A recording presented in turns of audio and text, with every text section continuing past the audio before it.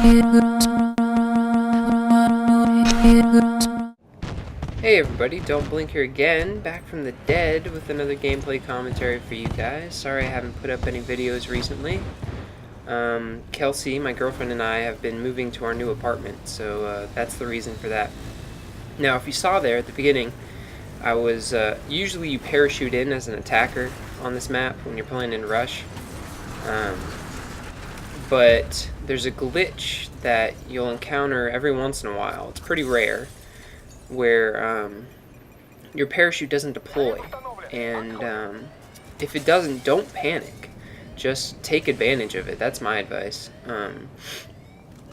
Not having your parachute deployed means that you can allow yourself to plummet to the ground and then deploy it at the very last second and still survive, which is what you want, because then you'll be on the ground a couple seconds faster than you would have been if you had parachuted in, which allows you to immediately rush to the first point you want to capture, and it also protects you from being shot out of the air by the defending team. If you're playing a good defending team, then they might do that.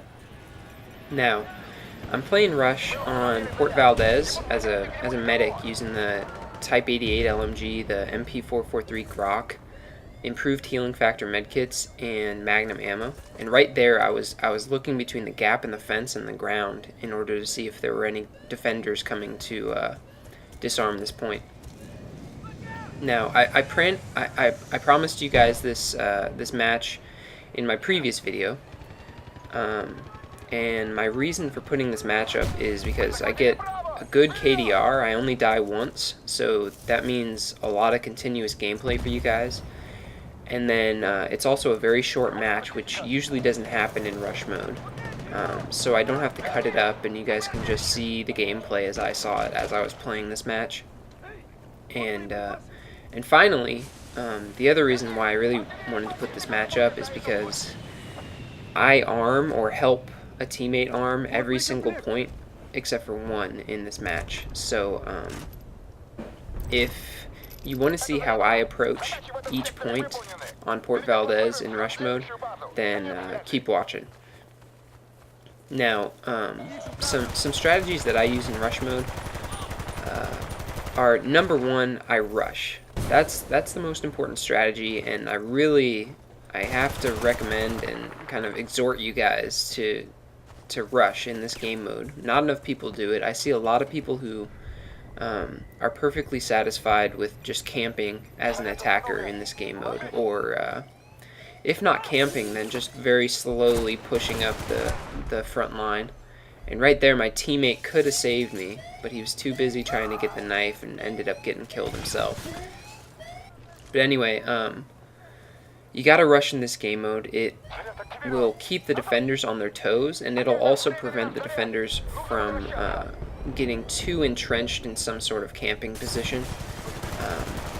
Here I get a nice triple spray. I don't know why all the enemies were up there and waited until then to drop down, but yeah.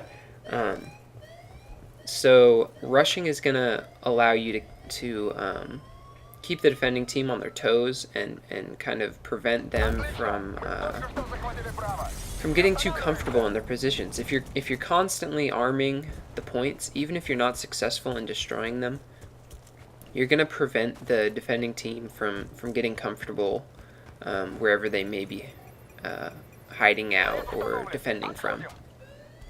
You'll get them running from point to point, and they'll start to panic. And eventually you're going to overwhelm them. Eventually one of the defenders is going to make a mistake, and you're going to be able to destroy one of the points. Another tip of mine is when you have one point armed, send as many people as you possibly can without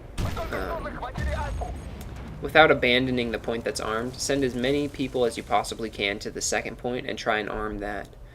When you arm both points at once, you're more than likely going to get at least one of them, because I don't think I've ever run across a defending team which didn't become panicked once both points were activated.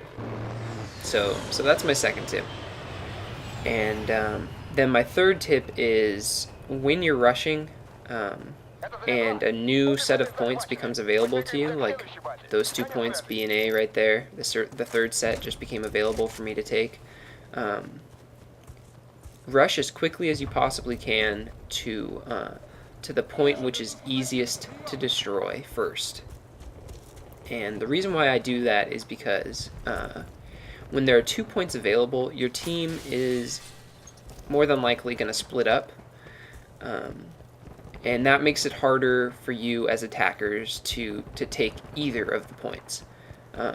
So it's best in that situation to take the point that's easier to take, if that makes sense. So the point that is further inside of a building, inside of a larger building, inside of a building that can't be destroyed, etc.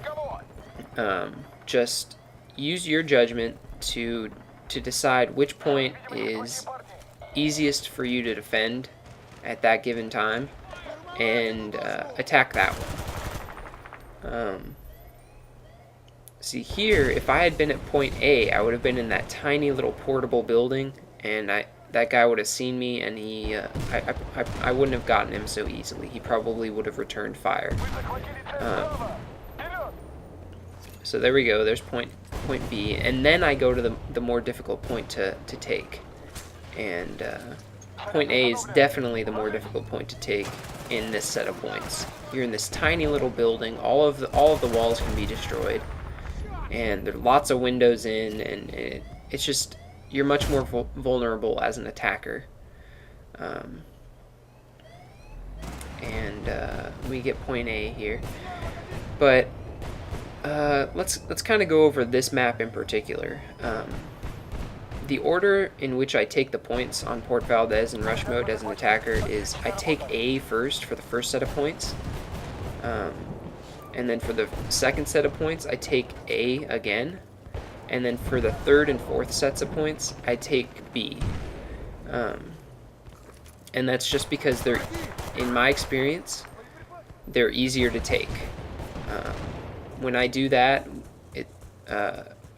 I usually am able to, as long as I'm with a pretty good team or a pretty good squad, I'm usually able to take those points upon first arming them. So the defending team and the attacking team don't get into that kind of standoff state where the attacking team keeps arming it and the defending team keeps disarming it. I really like taking B on this final set of points first, just because it's closer to the attacking team's base, and also it's not situated on an exterior wall. And what I mean by that is this wall that it's right up against, it can't be destroyed. Exterior walls for all of the buildings which are capable of being destroyed in this game are the only walls that can be destroyed. The only way to destroy interior walls is to bring the entire building down, which takes a long time usually. So I definitely recommend taking B in this last set of points. So yeah, sorry I haven't been putting up more videos lately. It's because we've been moving and we still don't actually have internet. I'm gonna have to upload this on a neighbor's unsecured wireless connection, which they have unknowingly been lending to me and Kelsey. And that's the end of the game. We won. I got a KDR of 11.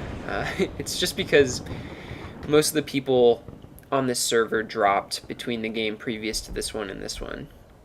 But I thought it would be a good video to kind of instruct you guys on how I approach this level and what points I go after. So I hope you enjoyed the video. Rate, comment, and subscribe, and I'll see you guys later.